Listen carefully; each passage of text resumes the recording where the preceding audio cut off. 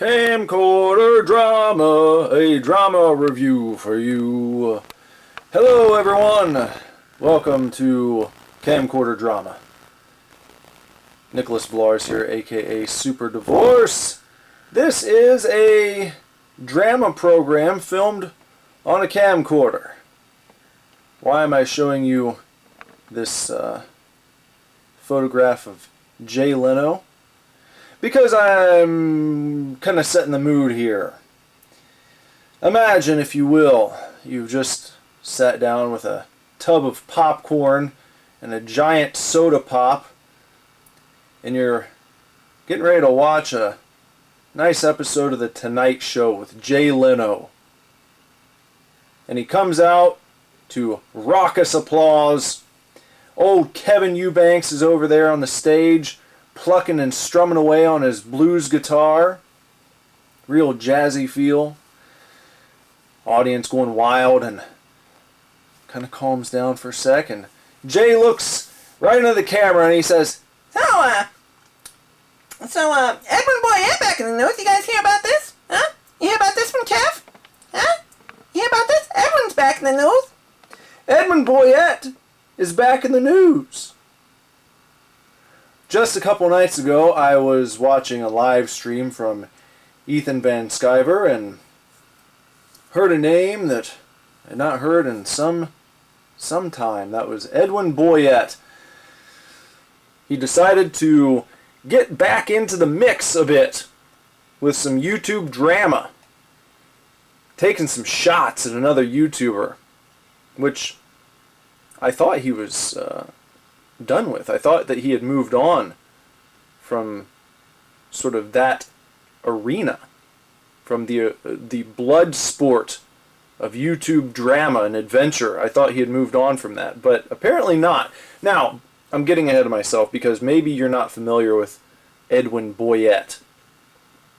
Edwin Boyette can kind of be described as the knockoff hellspawn of Sam Elliott and Jay Peterman from Seinfeld. There's Edwin Boyette. That's the clean-shaven, closely cropped hair version of Edwin Boyette. However, I think of that as like, the secondary Edwin. When I think of Edwin, this is the Edwin who comes to mind for me. The bearded, long hair. I mean, he doesn't have like hair. It's not really long hair, but he's got a little coif. And this is a signature look for him because he always liked to run his fingers through his hair. Constantly. On live streams when he was talking, he would, every few seconds it seemed like, run his fingers through his hair. And I don't know if he thought that he was being sexy or if it's like a tick of his. But it definitely is a signature. If you're familiar with Edwin, you know exactly what I'm talking about. Constantly running his fingers through his hair. Does he still do it? I don't know. I haven't watched an Edwin video in a while where he is featured on camera. He used to be on live streams all the time. Comicsgate live streams talking about the failing mainstream comic book industry, talking about all of the problems with modern media, all the problems with the culture war.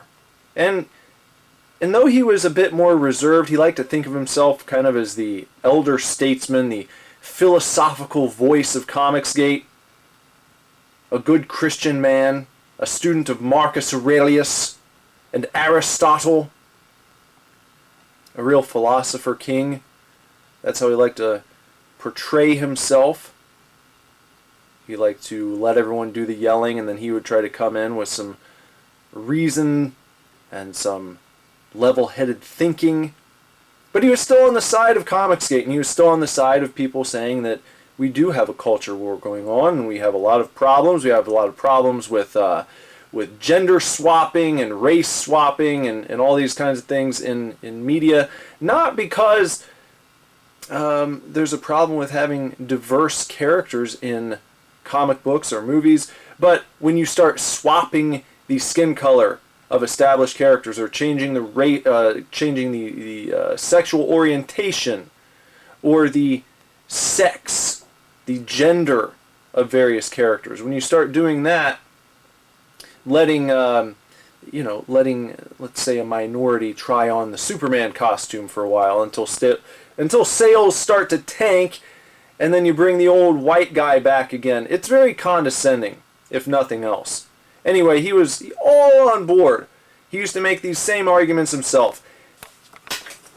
Edwin's back in the news, though, because he's changed his tune.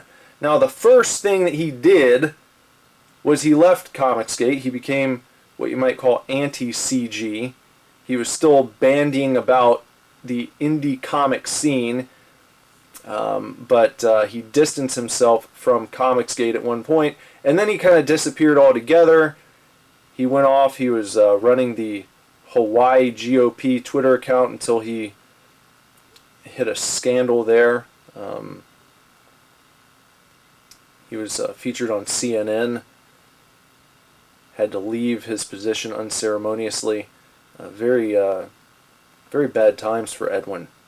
But long story short, now he is running this YouTube channel called Middle Earth Storytime, where it seems he has dedicated himself to really just reading through the work of J.R.R. Tolkien for the most part.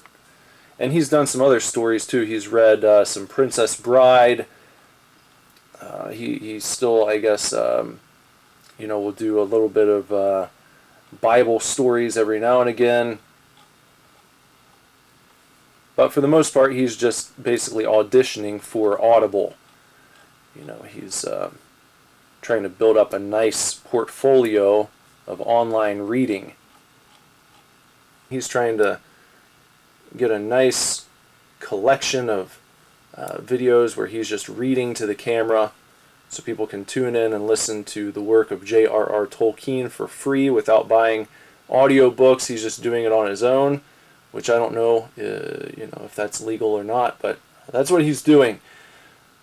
However, 3 weeks ago, out of nowhere, he did this video. I'm zooming in on it, and you can't see because this is a camcorder video, and it doesn't record my monitor very well. But this video from 3 weeks ago is called Super Chats in Mordor. And he is clowning on the YouTuber Nerdrotic. And let me just say real quick, I don't really give a shit about Nerdrotic. I don't watch Nerdrotic. I don't hate him. I'm saying I truly don't give a shit. It does not matter to me. It's not like I saw this video and I was like, oh my god, Edwin Boyette is going after my boy Nerdrotic. I don't care. I'm just telling you what happened here. I'm just reporting on it.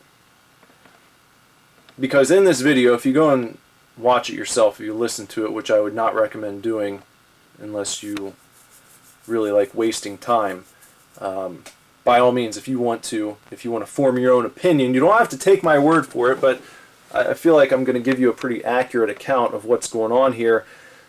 Edwin accuses anyone who might take issue with the things he's saying in these Nerdrotic themed videos of being a crazed Nerdrotic fanboy who has to run to the side of the rage tubers to protect them from any and all criticism, which again I'm not doing because I really don't give a shit. I don't watch Nerdrotic. I don't really watch many of the I guess to use Edwin's phrasing, the rage tubers, because I know what sucks already. I don't really need to listen to other people tell me why the things that I know suck. Just not my bag. I'm just not into it. If you are, then that's fine. I'm not here to tell you to stop doing that, and I'm not here to tell any of the rage tubers to stop doing what they're doing, because a guy like Nerdrotic is making a living. And in these times, I suppose you do what you gotta do. So there. That's a little disclaimer. Anyway, what's Edwin saying in this video? Why did he come back into drama YouTube? Why did he start taking shots at Nerdrotic? He's saying that this is a problem. There's a problem in the culture war with grifters, with people making these videos and you know, sort of taking shots at things like Amazon's Lord of the Rings show that's going to be coming out, Rings of Power. Edwin's stance is, it's not even been released yet, so how can we properly judge it? Why are you making fun of this show before you even know anything about it, before you've had a chance to sit down and view the damn thing?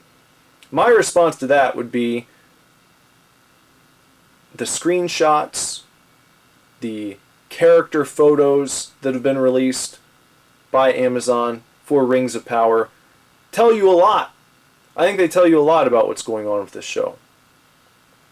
And I don't think that people are upset just because there are diverse characters included. For instance, there's one character.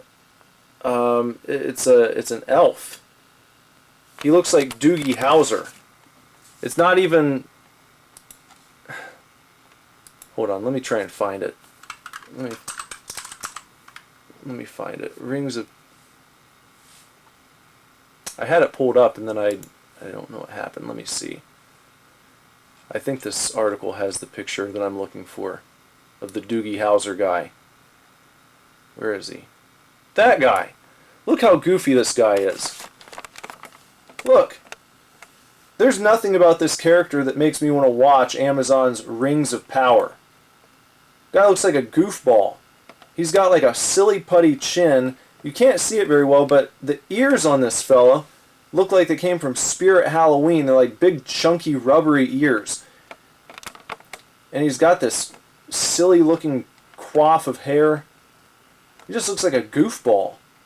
And this is one of your main characters I suppose you're supposed to be excited about when you see this. I don't give a shit what color this guy is, and I don't give a shit what color the black woman is either. The dwarf lady who everyone was making... Look, here's another picture of this dude.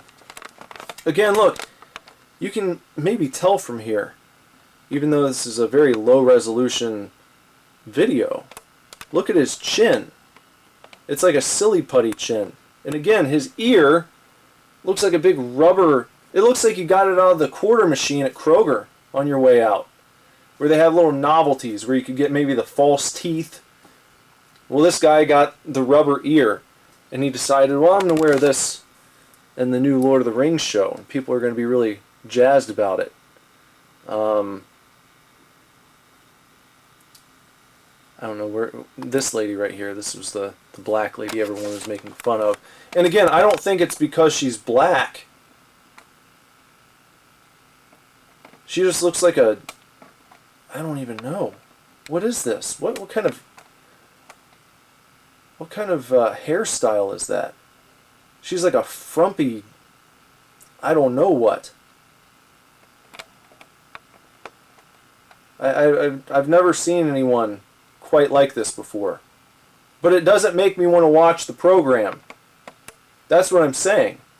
I think that's the problem, is like the shit just looks dumb. It looks stupid. Anyway, Edwin Boyette was saying it's not right that people like Nerdrotic are making these videos prematurely judging Amazon's Lord of the Rings and riling up their fans, riling up the internet RageTube fans to come out swinging against these programs before they've even had a chance to air. And my point here is that I don't have to give them a chance to air. I can look at pictures and say that looks dumb, I'm not going to watch it. And that's my right as a consumer. And it's anyone else's right to make judgments based on the media that's released in hyping up a television program that's coming soon. We don't have to sit and watch the entire thing. It's their job at Amazon to get us excited to sit down and watch it. I feel like that used to be pretty common knowledge, but now that's a controversial opinion, it seems.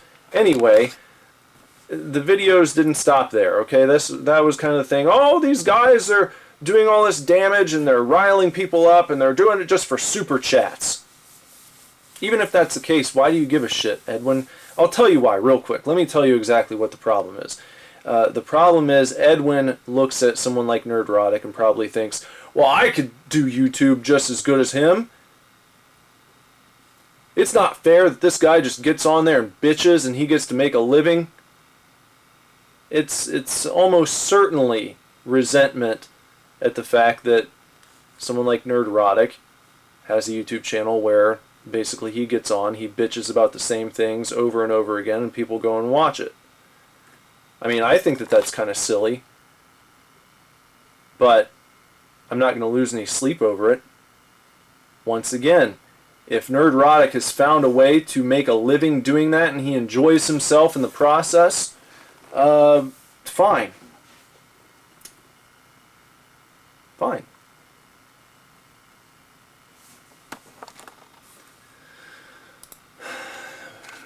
A couple days ago, Edwin made another video about Nerdrotic. This time it was monetizing bigotry and outrage. And in this video, Edwin was basically saying, look, listen, Elaine, I don't think that all of Nerdrotic's fans are racist, but I've noticed a pattern where there are a lot of racist comments in Nerdrotic's videos, you know, that type of shit. Not saying he's racist, but I'm saying he's racist. That's the thrust of this video. That's what I took from this one. He's saying, these guys are getting upset about the skin color. That's the main argument that Edwin seems to be stuck on. He's like, these people, they really don't like it when black actors get cast in their favorite programs or in their favorite franchises. Which, he's being disingenuous, and he knows it. Because he's made similar arguments himself. I've heard him say it from the horse's mouth. I mean, a lot of that shit's been lost to time now because he scrubbed his YouTube channel of all his old Comicsgate material, and, you know, maybe there's some stuff left on some old live streams, but I don't give enough shit about Edwin Boyette to go back and start scouring hours and hours worth of live streams to find some gotchas. I just know this. He sat there, he engaged in the conversations, he agreed with people making these same arguments several years ago that he's now going after and labeling racist. He's basically turned into an SJW. And he's going to deny that.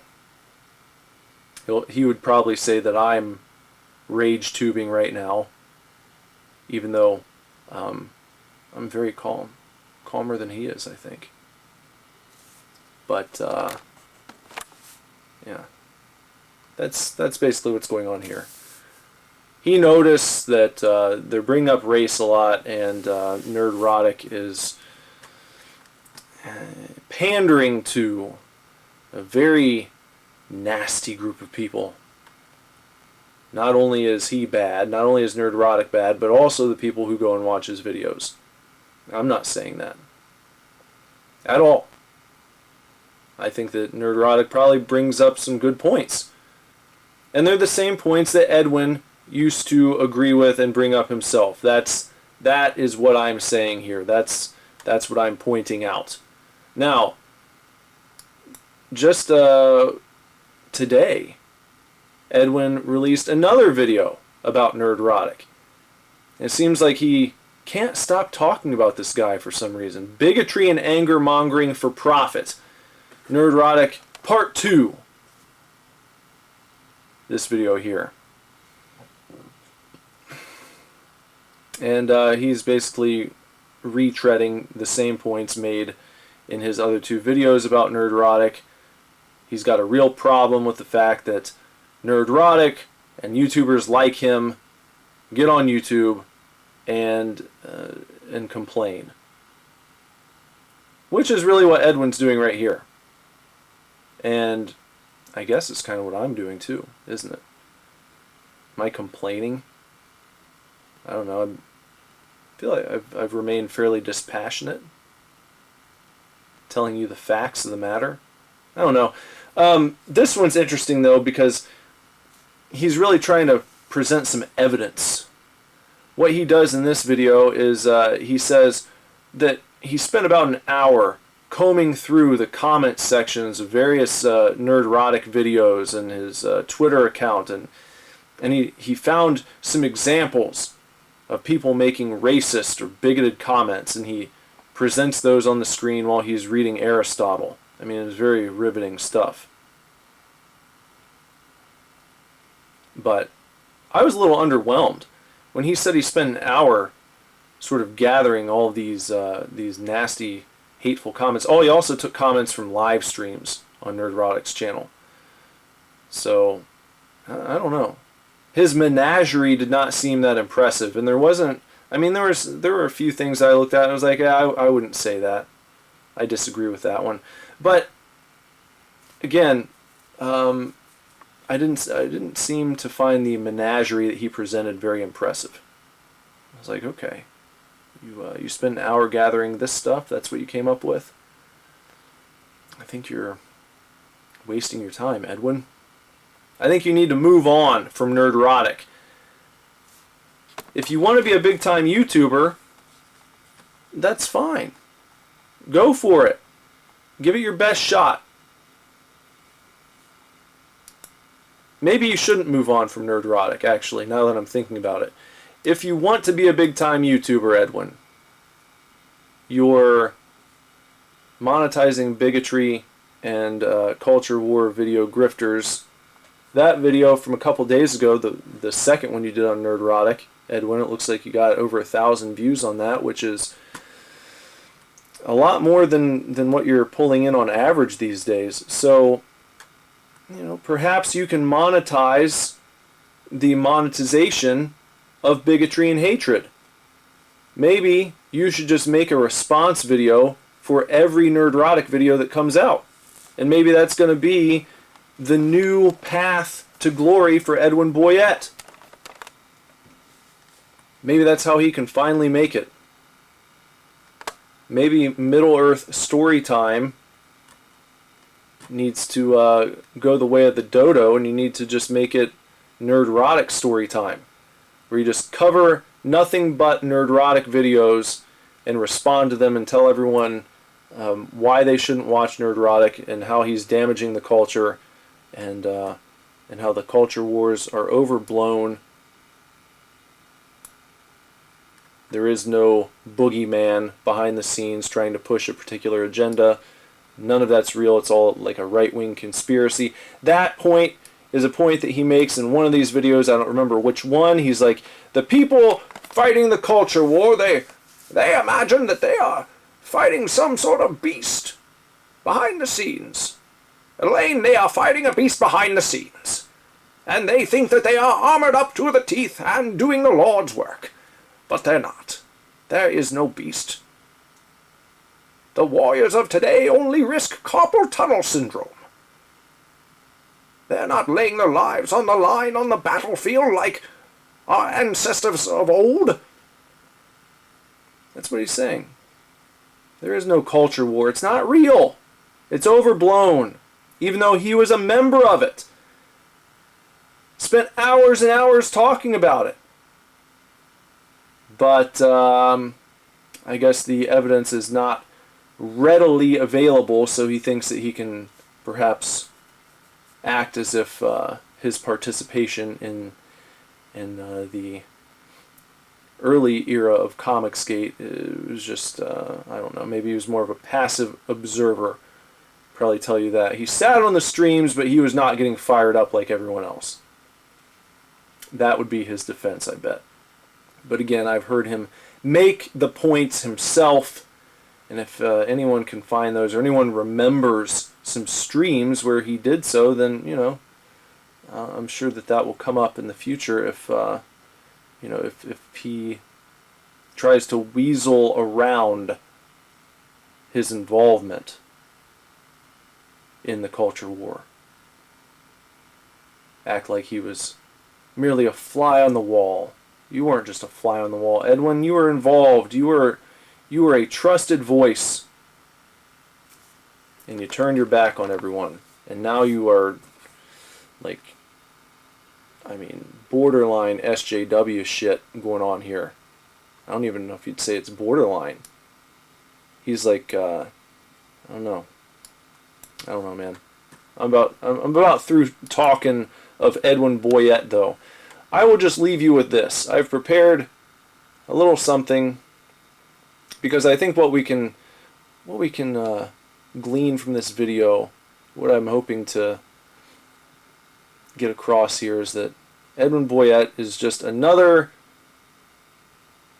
anti-CG, former CG, now anti-CG hypocrite. The man's a hypocrite.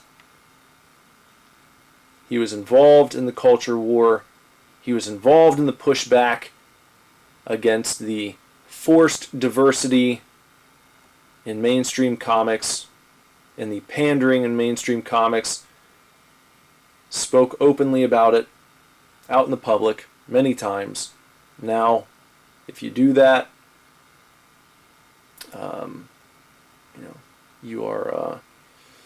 you're evil, and you're probably racist and sexist. What a turn! What a turn! But anyway, there you go. Take a listen. In conclusion, let's turn to a much older book, The Meditations by Marcus Aurelius, written some 2,000 years ago. It seems to be somewhat relevant to performative anger.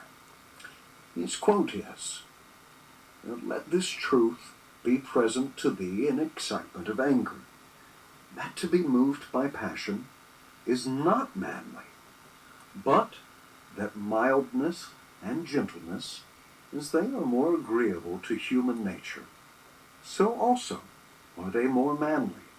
And he who possesses these qualities possesses strength, nerves, and courage, and not the man who is subject to fits of passion and discontent." You don't want to get on this train and be a reasonable adult, we're gonna have to wave goodbye to you. You don't get to grind someone down endlessly. I'm not down buildings for a living. Someone said a mean word to me, so what? So what? You don't have to tell about fudge.